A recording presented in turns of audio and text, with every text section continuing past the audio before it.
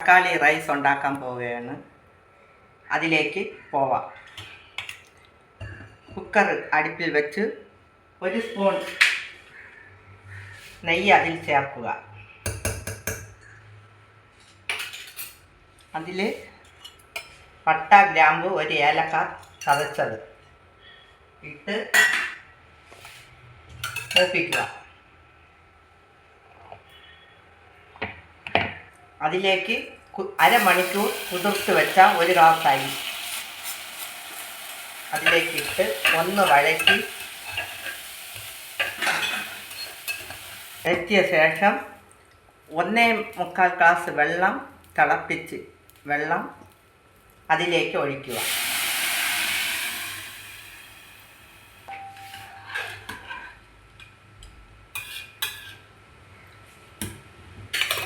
അര ടീസ്പൂണ് ഉപ്പിട്ട് കൊടുക്കുക.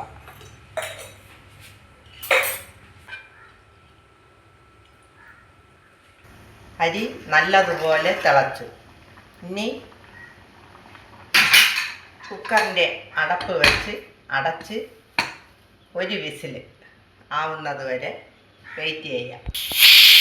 1 വിസിലാവുമ്പോൾ അടച്ച് ചട്ടി ചൂടാകുമ്പോൾ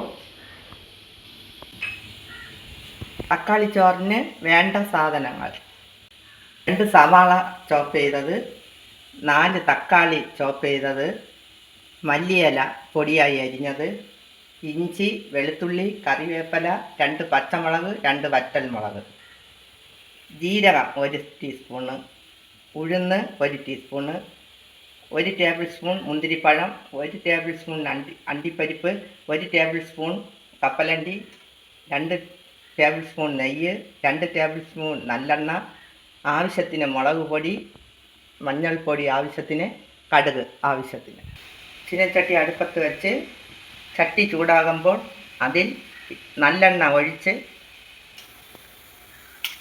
അതിൽ 1 ടീസ്പൂൺ ജീരകം ഇട്ട് 2 വറ്റൽമുളകിട്ട്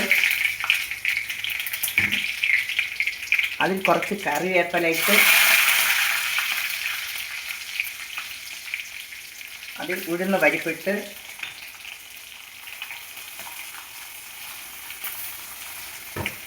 അണ്ടിപ്പരിപ്പ്, കപ്പലണ്ടി, മുന്തിരിപ്പഴം ഇവ ഇട്ട് വഴറ്റി കൊടുക്കുക. ഇത് മൂത്ത് വരുന്ന സമയം ഇഞ്ചിയും വെളുത്തുള്ളിയും ഇട്ട് ഒന്ന് മൂപ്പിക്കുക. അതിൽ സവാള ഇട്ട് കൊടുക്കുക.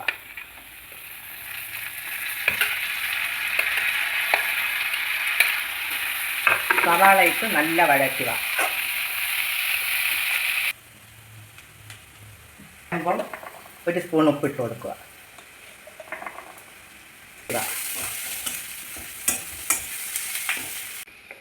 ഇതിലേക്ക് തക്കാളി ചേർക്കുക. വഴണ്ട് വരുമ്പോൾ 1 സ്പൂൺ മഞ്ഞൾപ്പൊടി ചേർത്ത് മുളക് പൊടിയും ചേർത്ത് നന്നായിട്ട് ഇളക്കുക. അതിലേക്ക് 2 പച്ചമുളക് കീറിയതും കൂടെ ചേർത്ത് വഴറ്റുക.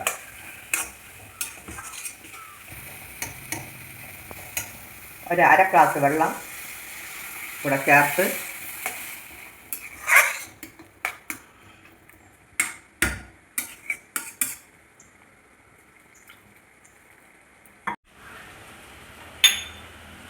മല്ലിയില ചേർക്കുക.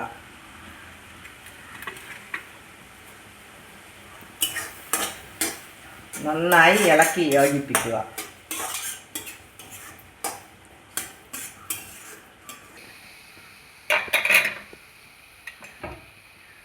വേവിച്ച് വച്ചിരുന്ന റൈസ് അതിലേക്ക് ഇടുക.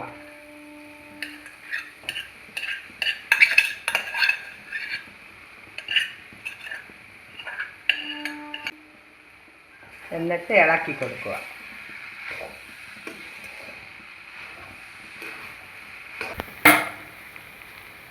ബാക്കിയുള്ള മല്ലിയില ചേർക്കുക.